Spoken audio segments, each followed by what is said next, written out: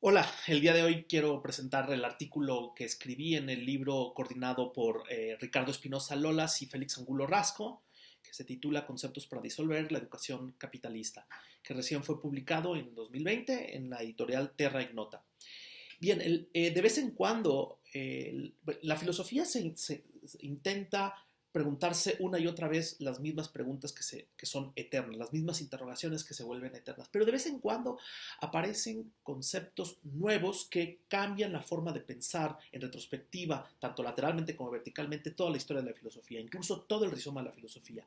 Tal es el caso del concepto de sujeto en Descartes, Descartes, o el concepto de acontecimiento en Heidegger, que esto implica que toda la filosofía puede repensarse a partir de un acontecimiento, en este caso el concepto justamente de acontecimiento, sea que se le conciba como una revelación epocal del ser o como donación originaria que posibilita todo pensamiento del ser en Heidegger, o como encuentros aleatorios y contingentes como potencia inmanente de una confluencia de fuerzas en Deleuze, ya sea como se le piense como discursividad aleatoria que escapa a la materialidad del poder en Foucault, o la singularidad de Lyotard, o finalmente como una problematización que ocurre, sucede o arriba por fuera de todas oposiciones binarias en la deconstrucción derridiana. Estas son las maneras de pensar el acontecimiento.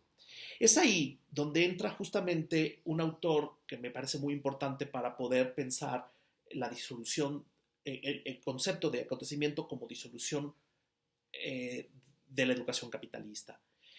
Es decir, Alain Badiou descentra la alternativa entre historicismo e historicismo a través del concepto acontecimiento, es decir, que la filosofía no busca tanto lo ahistórico o las leyes de la historia, sino aquello que justamente rompe con lo pensado antes de su irrupción, antes de que arribe justamente el acontecimiento.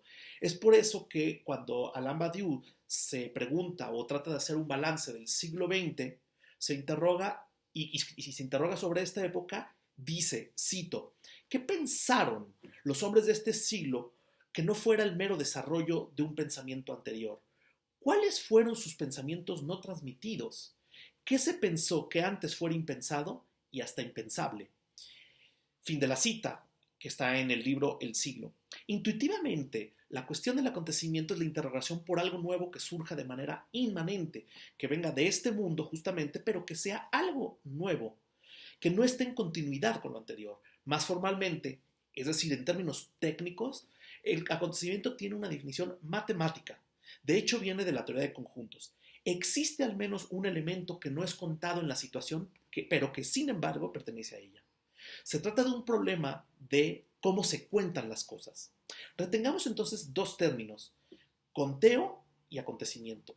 Es esto justamente lo que nos lleva a preguntarnos cómo se enseña lo que por definición es nuevo y no tiene nada que ver con lo anterior. ¿Cómo es posible transmitir aquello que es impredecible y que reconfigura las coordenadas mismas de lo que ya se sabe? Más aún, ¿qué relación tiene esto con el capitalismo? Pues bien, esto es lo que trato de responder en mi capítulo, pero daré una pista. El capitalismo tiene una forma muy particular de contar. Se trata de lo que Marx llama la forma mercancía, o lo que es lo mismo, la transmutación misma del saber en mercancía. El paso del saber como valor de uso al saber como valor de cambio, es decir, como forma misma de la mercancía.